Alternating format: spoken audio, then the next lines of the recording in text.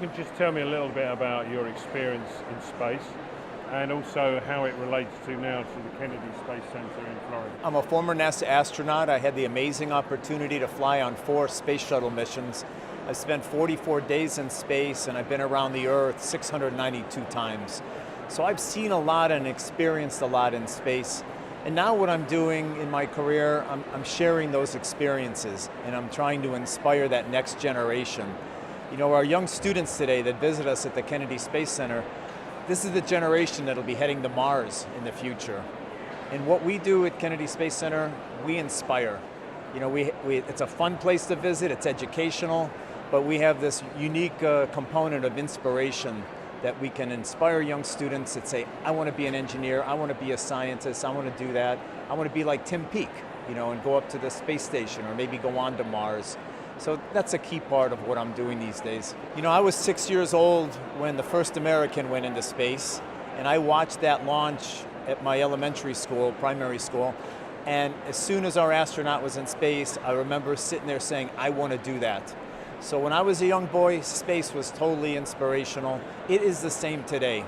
I go to schools across the United States and around the world. I see many visitors at the Kennedy Space Center there.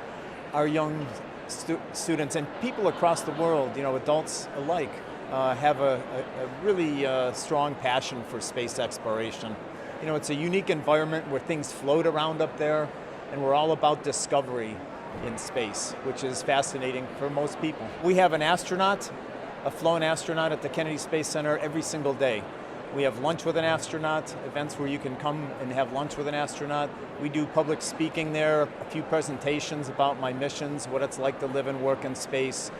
There's opportunities to get autographs and take pictures many times during the day with an astronaut. We've got IMAX movies, some incredible movies showing the beauty of planet Earth that you can see. We've got tours going out to the launch pads. Some of the early launch pads, like where Apollo 11 astronauts, Neil Armstrong launched 50 years ago. You know, you can go out and see those. You can see the Launch Control Center.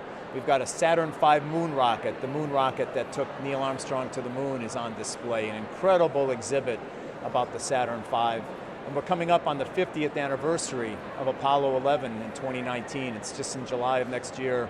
And there's going to be a lot of celebrations, a lot to do, you know, focusing on those missions. And for me personally, the best part of going there is seeing Space Shuttle Atlantis. This is the last space shuttle to fly in space. It flew a total of 33 missions. And you get up close and personal to it. You can almost reach out and touch it. We ask people not to do that, but you get that close to it. And to go see the whole Space Shuttle exhibit, since a good part of my career was focused on that, is exciting for me. And most people, when they see the Space Shuttle at first, you'll hear the gasp, just at the beauty and the size of the Space Shuttle. You could take one member of the royal family up to space, who would it be? If I could take one member, I think it would definitely have to be the Queen. You know, she has seen a lot of our planet. She's traveled around the globe. She knows many people, cultures. I would like to take her up in space and show her the Earth from 200 miles above, that she could see the beauty of our planet and see you know, the richness of our planet as well. I think she would have a huge smile on her face and really enjoy that opportunity, something very unique.